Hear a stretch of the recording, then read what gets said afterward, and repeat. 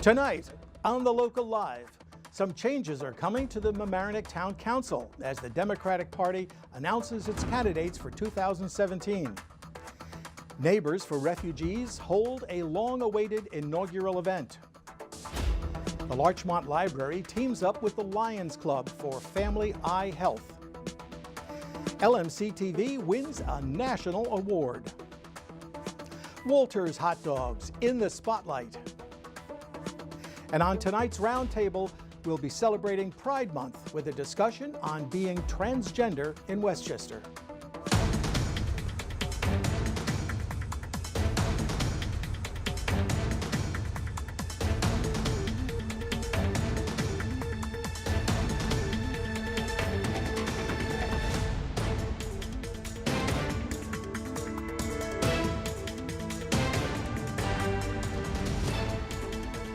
Good evening, everyone. It's Thursday, June 15th. I'm Mike Witch. Welcome to the Local Live.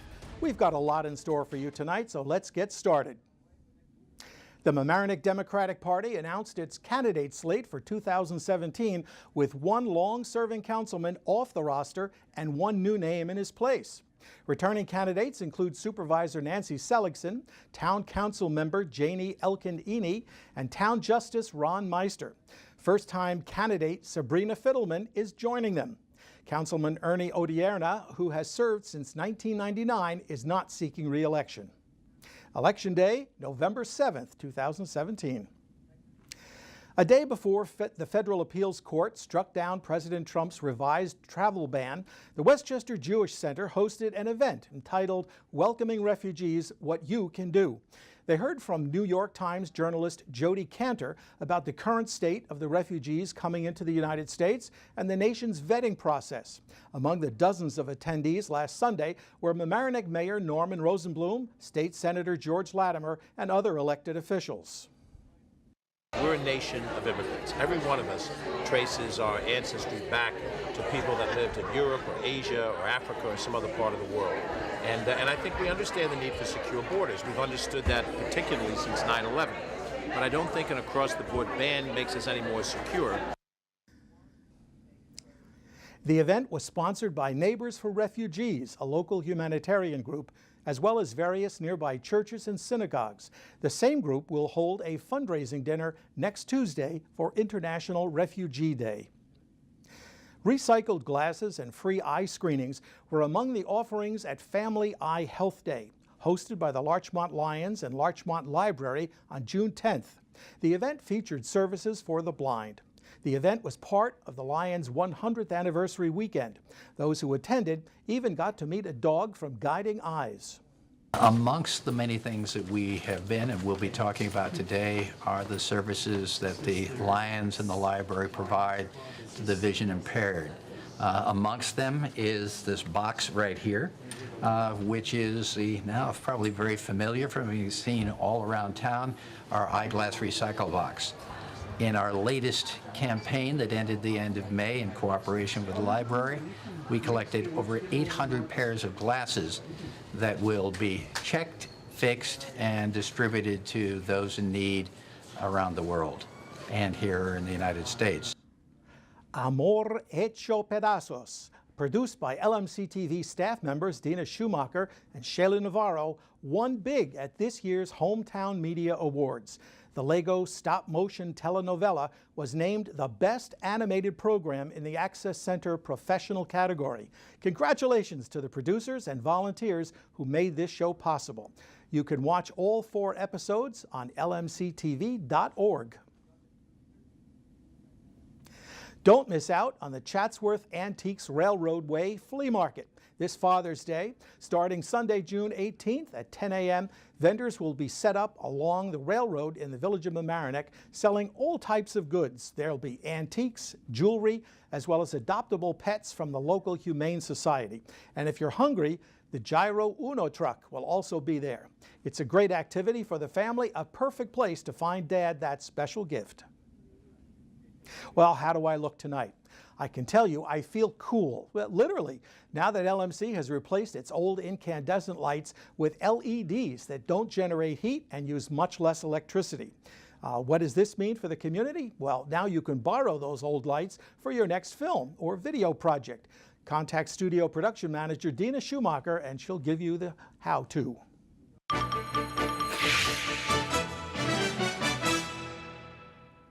Bringing us the online stories trending in the media, here's Marcella Milder.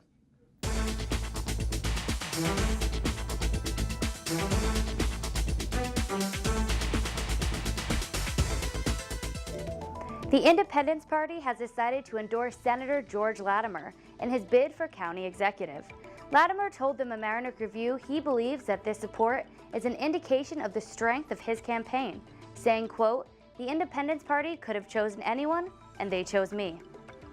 March of the Moose is back at the Flint Park Playhouse. Bring your toddlers to sing and dance tomorrow morning at 10 a.m. sharp. For more information, visit lovelarchmont.com. Check out the book Soldiers and Civilization, written by Larchmont resident Reed Bonadonna. The veteran relays his experience in the military and his time serving in Iraq. To learn more, visit theloopny.com. Last week, the Chatsworth Avenue School hosted their first ever gratitude parade. With each grade wearing a different color, the students came together to show their appreciation for their fellow classmates and teachers by participating in mindfulness exercises. To get the full experience, visit mamkschools.org.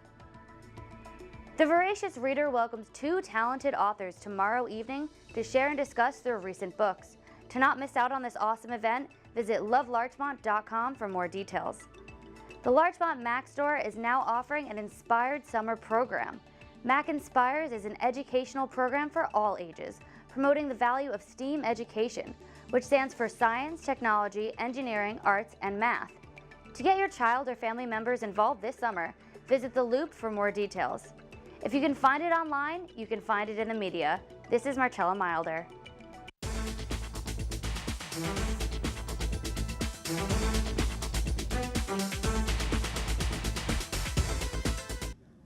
Thank you, Marcella. Coming up next, we're celebrating Pride Month with a roundtable discussion on being transgender.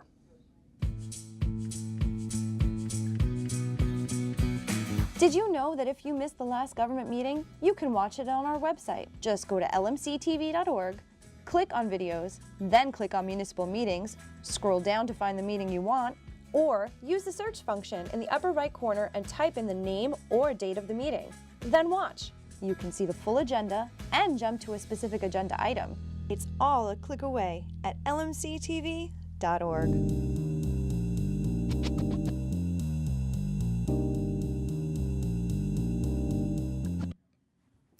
Welcome to the roundtable. Tonight's roundtable is about transgender. It's Pride Month in Westchester County, actually around the country. And Maura, we're here with guests and you're monitoring social media. I am, and you can, as always, call, email, or tweet. Contact information's on your screen, and we're streaming live on YouTube, so you can catch us there.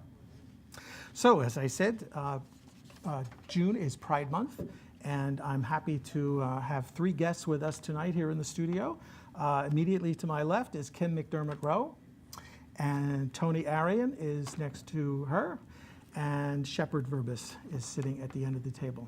So thank you for coming, and happy Pride. Yeah, thanks for having us. You're welcome. On our set, folks, when you see the wide picture, you can see that we have flags behind us displayed, and also we have them on the set here in front of Maura. We have two flags. Who'd like to tell us the distinction between the two, or what the significance is?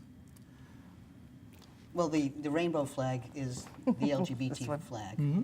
You know, the whole rainbow, and the pink, light pink, light blue, and white flag is the transgender flag. Now there are other flags, but that's the overall transgender flag. There's another one for genderqueer. I think that's purple and green and white.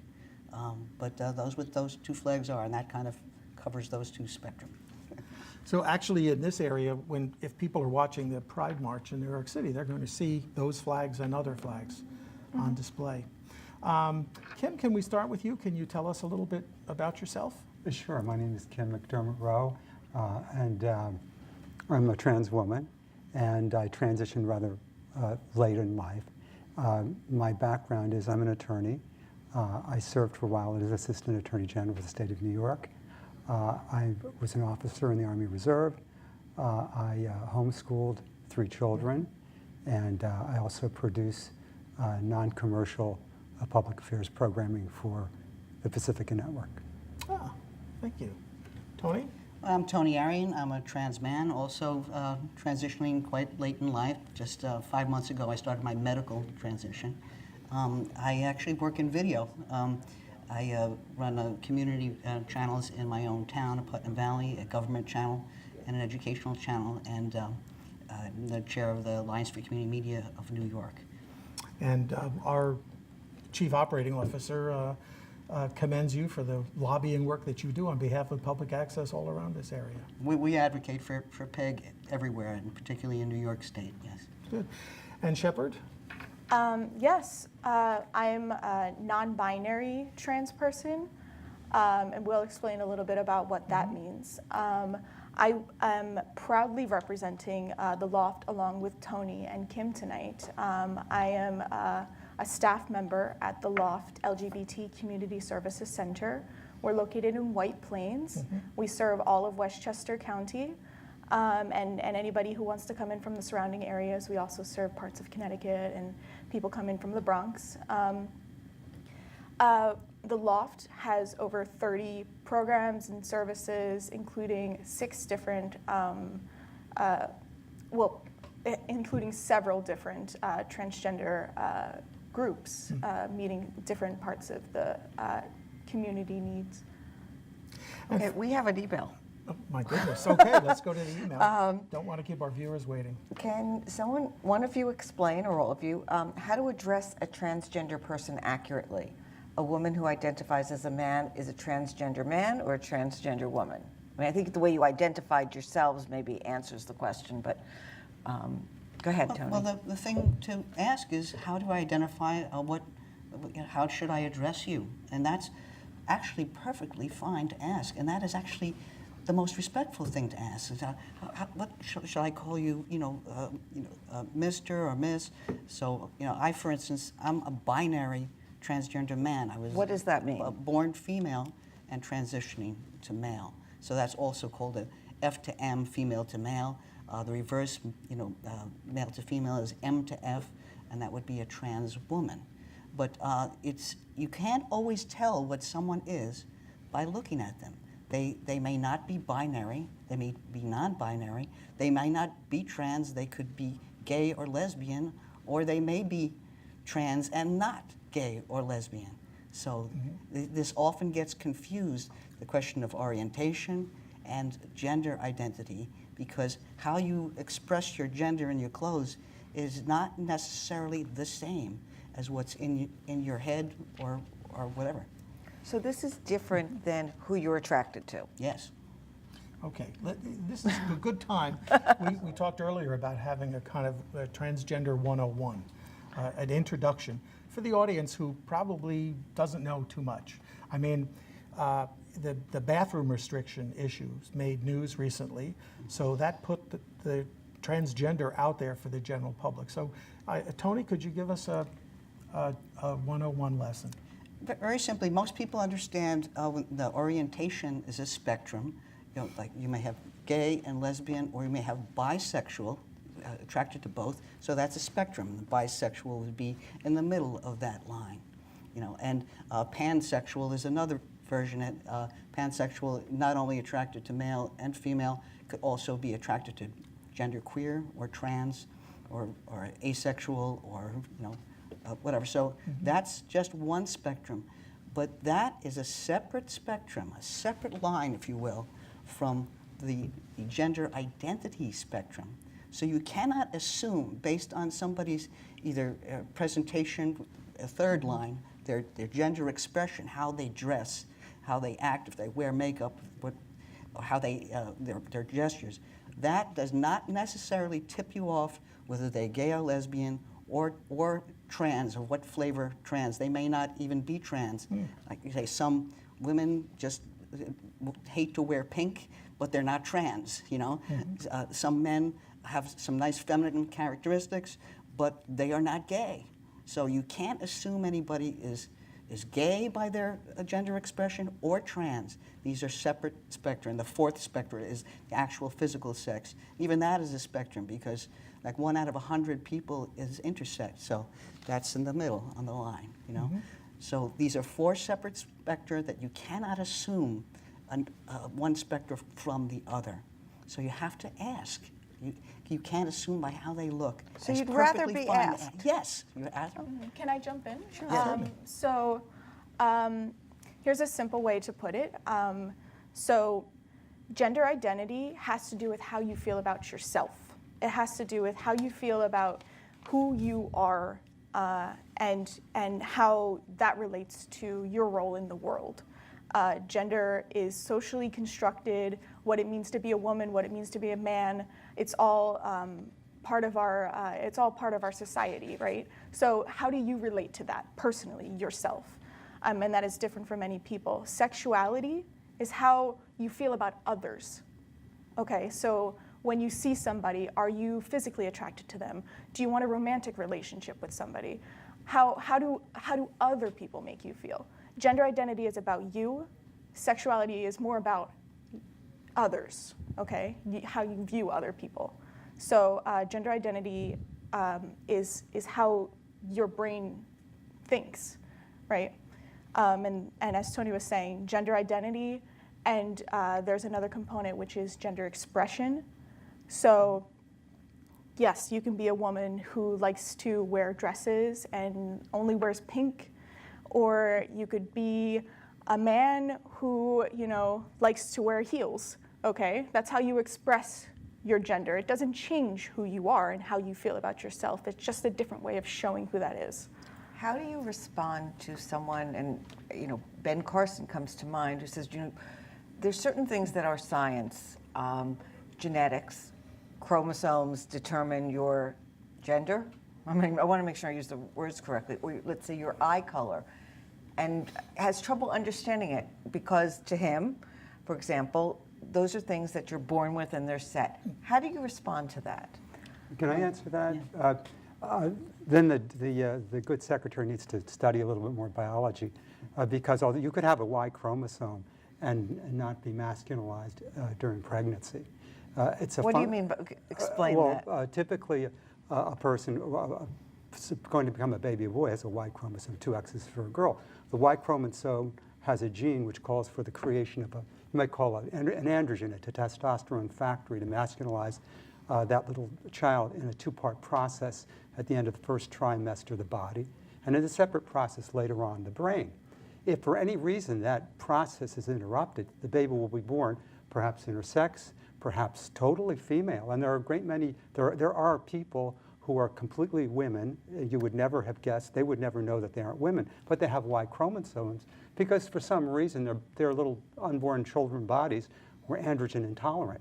So biologically speaking, it's entirely possible, and in fact, we know it's possible, that a person can be born with the genitalia of one gender and the brain of another. It's scientifically absolutely possible, and it happens. And there is nothing you can do about it other than try to adapt your body, because the result in almost, well, I've been a volunteer facilitator at the Loft for a while. I've been attending these groups for about 3.5 years. The consequences typically of this mismatch between brain and body are a severe dysphoria. It's a pathological self-hatred when you look at the mirror. You're not seeing what you're supposed to see. Your brain is saying, see a woman, you see a man. It also leads to severe depression, anxiety, and we know from surveys in a very high, disturbing number of cases to suicide. So I want the audience to understand that this is not just something that people decide they want to do. It's something they're born with, and it's something that needs to be treated, because if you're not treated, you're going to be in a really bad health situation. Mm-hmm. It seems, Shepard, that a lot of youth these days are declaring themselves to be trans or queer, or there are other terms that they use, Yeah. and you meet them all the time at the Loft. Mm-hmm. What's going on with the kids? Yeah, that's a very common question. People all the time ask us, you know, what is transgender like a trendy thing, you know, to just be nowadays with youth? You know, people want attention, and that's what they're doing. But it's really invalidating when that language is spoken, especially if like somebody who's recently come out hears something like that. Being transgender is not trendy. Having an LGBTQ identity is not a trendy thing to do. As Kim was saying, it can be a very challenging thing. The reason that we're seeing more and more people talking about transgender issues and talking about being transgender is just simply because the language we use to describe ourselves has expanded so much recently. And now we have terms that we never had before. So we have terms to describe how some people were feeling historically all along. And our culture, our LGBT culture, shows that in some of our historic figures and role models, is that we can't identify anybody who's never come out as something. We would never do that. We would never put a label on anybody. But gender fluidity has always been present in the LGBT community, in non-LGBT communities, and now we simply have terms that we can use that mean what we feel. And for that reason, we're seeing more and more people coming out. It's also safer now, relatively speaking. Climate has changed and social acceptance is getting better. So yes, there are more people coming out as trans, but it doesn't make it the cool thing, I'd like to introduce a book that I bought recently at the Loft, where I met the authors, and actually Kim and I were in the same group where we met these authors. And the book is called "You're in the Wrong Bathroom," and it focuses on myths and misconceptions about transgender and gender nonconforming people. And it's really interesting to read, because the first thing says you've never met a transgender person. That's almost a question mark.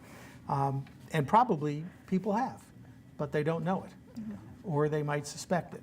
And you've talked about the way to ask how you prefer to be referred to. I know that there are preferred pronouns that trans people prefer. I think, Shepard, you prefer they and them. Yeah, and most people just say my pronouns. It's not really a preference. It's more of like, please call me this, because this is who I am, and this represents who I am. Yes, I do use they and them. They, them, theirs are my pronouns. Some people go by she, her, hers. Some people go by he, him, his. Other people use different pronouns. The reason that I use they, them, theirs is because I am, again, as I said before, I'm non-binary, which is transgender is an umbrella term. Non-binary falls underneath that. Binary, as I think Tony was mentioning, most people view gender, and it's very complex. Most people view gender as two boxes that people fall into. You're either a female or you're a male. And that is two systems that we call binary. He was saying before that there are many other options in between that other people fall into. Not everybody is a male, not everybody is a female. Being non-binary is a blanket term that means you don't fall into one of those categories neatly. So I was assigned female at birth. I don't identify as female, and I also don't necessarily identify as male. So it's confusing, but a new term, like I was saying, that we have recently heard is this term non-binary, which describes people like me. And there are other terms out there that people may have heard or read on magazines or newspapers. Can you name some of them and what the distinction is? Yeah. Well, gender queer, bigender, or non-gender, agender, or asexual, and agender is actually, asexual is orientation. So agender would be no gender, genderless. And gender fluid is another, which describes a changing gender identity that may may vary in the course of days or weeks, and people will maybe change their expression and even what they're called in their pronouns. But I just want to say about pronouns, it's, as Kim was saying about the attempted suicide rate being so high, it's 41% average of transgender people attempt suicide. And it's very important that when you know somebody's pronouns that they want to be called it, that you respect that, because you may unwittingly, by your slip and failure to correct it, like when asked to correct it, be causing them a lot of distress that they'll take home with them, and it can put them in a deeper depression, you know. And it's really important to have empathy for transgender people, because it's not a choice, it's who we are, and it's a difficult road that nobody would want to choose. And not everybody transitions medically. That is not the definition of transgender. It doesn't matter if you do nothing at all. It makes you no less transgender. The definition being you're not entirely comfortable with your assigned, gender at birth. So that's a wide spectrum of people that never identified with how they were expected to behave. Is it known how many transgender people are in this area, let's say? Are there statistics on any of that? Well, it's very hard to measure because there's not been a lot of studies, but sure. I think the incidence of transgender, they usually, it could be lower than it actually is, but they might say like less than 1 in 1,000, Kim? With respect to incidence, in the 1990s, the official estimate was about 1 in 40,000 males who were transgender, and we know this to be wildly off the mark. And I think, as Shepard alluded, part of the reason for the increase is that people are aware of their identity. There's information on the internet. But I think we ought to also mention the possibility there's a growing, over the decades, a growing body of evidence suggesting that endocrine disrupting chemicals may be contributing to the rise of transgenderism. These are chemicals, toxic chemicals found in things like herbicides, pesticides, or you can find them in birth control pills, pharmaceuticals, plastics, and I would just mention one, diethylstilbestrol, which was given to millions of women from the 1940s, 50s, and 60s, and some in the 70s, was also being used by poultry farmers on chickens and turkeys to turn them from roosters into hens, from cockerels into hens. And the same drug was being given to women. And it's been called a model endocrine disrupting chemical. We have an email, Mike. What are your thoughts on trans celebrities and their influence on their community and society? And I was actually going to ask Caitlyn Jenner, good or bad? We have some photos of famous trans people that we might see up on the screen. Good or bad? Helpful, harmful? So it really does depend what celebrity, you're talking about. It's you can't ever blanket, statements say all celebrities are role models. It is important to see trans people in the media. It's a great step we're making, that we do see more and more trans people visible. Visibility is key to acceptance. It's key to a beginning form of education. It's also important for people in the LGBT community to feel like they can claim space. And claiming space is not a privilege that LGBT people are used to feeling in certain areas. And I mean having the right to have your voice heard on the media and your story shared in different lights and capacities. Traditionally, trans people were played always as the villain in movies and in TV shows. It was never really seen as a positive light. So we're getting away from that a little bit. We see more diversity in the roles that trans people are playing. We still see trans roles given to non-trans people, which is a concern.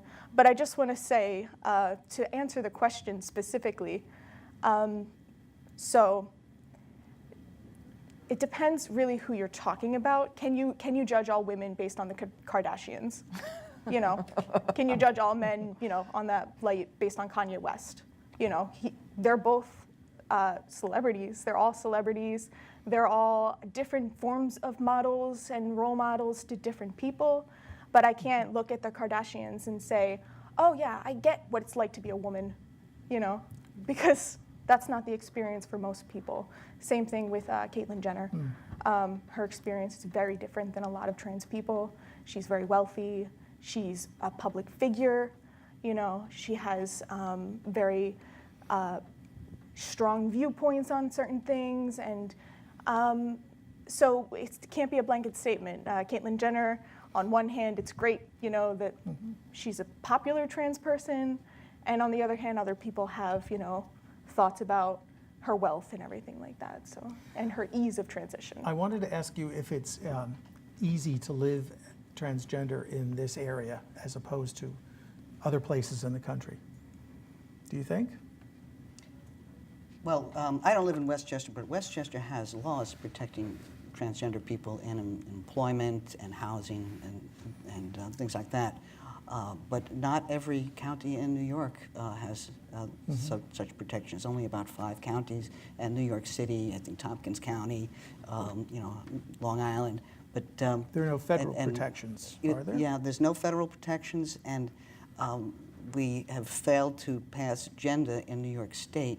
And all we have right now is a human rights law that was basically instituted by the governor. But that, if the governor isn't reelected, we worry that could go by the wayside, like we've seen many executive orders go away. And so gender, for those who don't know, is the you know gender Gender Employment Non-Discrimination Act, right. and it's ENDA on the national level, ENDA, and gender in New York, which is passed in the House, in the Assembly 10 years in a row, and won't even come to a vote in the Senate because there's opposition there. So it's just effectively blocked. So it's a worry, and it only because of the executive order of Governor Cuomo's action was I able to come out at my job, because I live in Putnam County, and so I let people think that I was a lesbian, which I wasn't, because I couldn't be fired for that. But prior to 2016, I could have been fired from my civil service job for being trans. So it kept me from transitioning. So it's affecting people's lives. So I work to advocate for gender, but I don't know how many years it's going to take to get that. That's the only safe thing, to get a law on the books in New York State, because in general, New York State is great. Westchester is locked down and has rights, but where I live in Putnam, if it wasn't for this 2016 human rights, law, I would be very much at risk. We're quickly running out of time. Do we have any other questions that have come in? No, we don't. Okay. If people want help, they've got an issue and they need to talk to somebody, where do they go? Come to the Loft. Want to give out the contact information? Yes, absolutely. So you can find information about the Loft and all of our programs and services. We don't just serve the trans community. We do have a variety of other programs, a variety of other social outlets and offerings to anybody in the LGBT community. We also have a helpline that you can call us, and we can refer you to services. Our website is www.loft.org, and our phone number is 914-948-2932. And the Loft publishes a Pride Guide, which has got lots of pages of resources, phone numbers, organizations that people can contact for help. And the same if they want additional information. Yes? And you can also, the Loft recently published another site which encompasses all LGBT events and trainings and everything like that. Anything LGBT in Westchester County. We also have a resource guide on that website. That website is www.lgbtlifewestchester.com. Okay. And can we plug the transgender peer support group? We have 4 For adults per month, I run the ones on the first and third Sundays, and Kim runs one on Saturday evenings. And that's walk-in, no reservation necessary. We serve the whole transgender spectrum.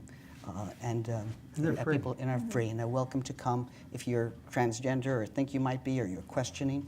Come to a peer support What about group. family people, family Yes, members who want yes. to be supportive? They can come too, and significant others. We also have, that's for anybody 18 and older. We also have another group at the Loft, which is specifically for young adult transgender people. So that's anybody 18 to like 30, 29-ish, you know. And we also have another group that runs at our center from an organization called Center Lane, which is the youth organization that serves LGBT youth in Westchester. They're mainly located in Yonkers. They serve youth 13 to 21 years old. And they hold a group called Transparency at our center, and that's a very special group that meets twice a month. It has 2 dual-led support groups. One is for parents and one is for trans youth. And again, that meets at our center at the Loft. Well, I think we've given our audience a lot of information. We sure have.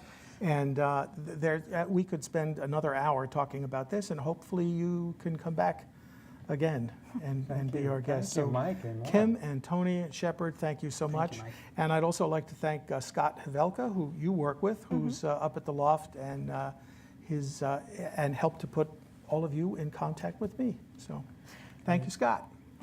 Laura? And if you stay with us, we'll be back in a moment with more community stories. And I'll remind you again that we are streaming live on YouTube, and you can also rewatch any of our shows on YouTube. But stay with us. We'll be back in a moment with more community stories.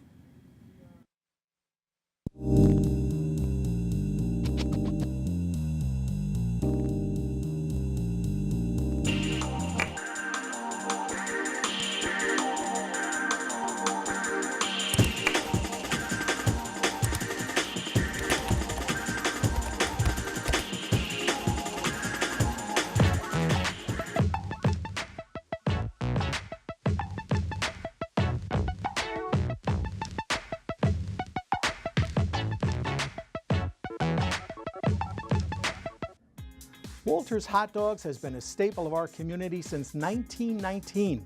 Producer Chloe Malushaga finds out why these Franks are so beloved.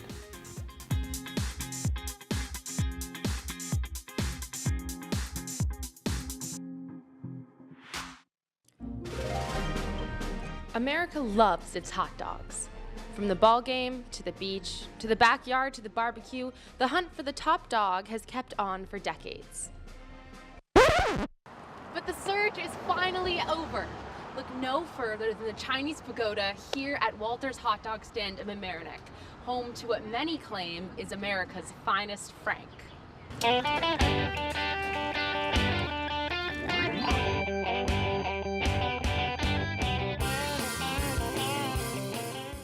Walter's was founded in 1919 by Walter Warrington.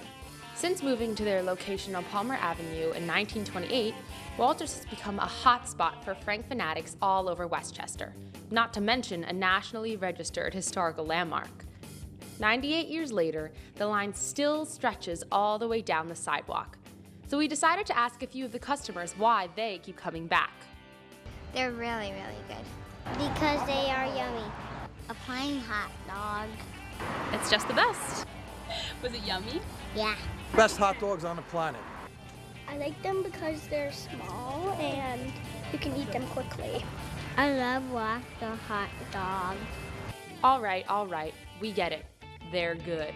But what exactly makes these hot diggity dogs so dog darn delish? Oh, Maybe it's the way they're sliced in half and grilled to perfection. Or is it that extra crunch the evenly toasted bun gives it? Perhaps it's the buttery sauce they're grilled in. The rosy pink color of the wieners themselves. Maybe it's their trademark mustard. Turns out, it's just the secret family recipe. Yeah, a lot of people don't know that the hot dog is our own recipe. It's a blend of beef, pork, and veal, and the mustard is our recipe as well. No doubt have these dogs marked their territory here in Mamaroneck. And now, after nearly a century of success, they're finally expanding. White Plains is proud to welcome the second Walter's establishment, located at 186 Mamaroneck Avenue. The great thing about our food trucks is it allows us to test markets by going out to different areas. And we've noticed from the very beginning that White Plains was in high demand. So we thought that opening up a location in White Plains would be great due to the demand, and we'd also be able to attract customers from Rockland County and northern Westchester as well. So, everything will stick to the Walters tradition. The menu will be our classic items. We are going to be open late night to, serve the bar and restaurant scene on the avenue. We're also going to focus heavily on, the lunch crowd and the dinner crowd, the offices in the area. We're going to be doing Uber Eats delivery, which we also do at our location in Mamaroneck and on our food truck. So I think we'll definitely get a good crowd of people. I think people, at the end of the day, they're going to want, their Walters hot dog. It's, it's a treat. Maybe they don't have it too often, or maybe they're a regular, or maybe they're a new customer. You need a Walters hot dog every now and then. That's for sure. Well, looks like these hot dogs got a whole lot going on. For the Local Live, I'm Chloe Malishaga.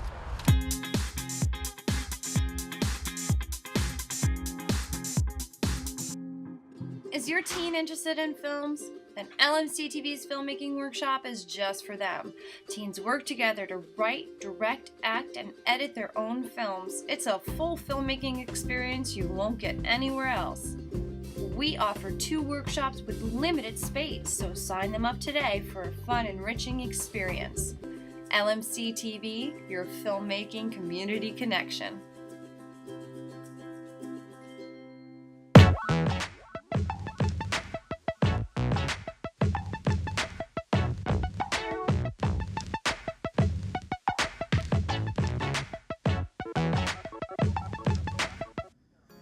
Let's meet Tommy. He's about 2 years old. He's a little reserved at first, but he's very sweet and inquisitive. He loves to play and he socializes well with cats. Ronnie, well, a beautiful German Shepherd female, about 5 to 6 years old. She too can be a little shy, but she's also very caring and friendly. She gets along with other dogs and would do well in a home with a fenced-in backyard. To adopt Tommy or Ronnie or to view other adorable pets, please visit ny-petrescue.org. We're looking for a few donations so we can buy some new set pieces. The background flats are actually beyond our ability to repair them.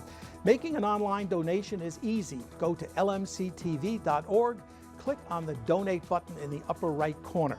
Your donation will help. We really appreciate it. We always welcome new volunteers and interns. We'd love to hear from you. Send an email to the Local Live at lmctv.org and join our crew. Thank you so much for watching our show. That's all for tonight. I'm Mike Witch. See you next week for another episode of the Local Live.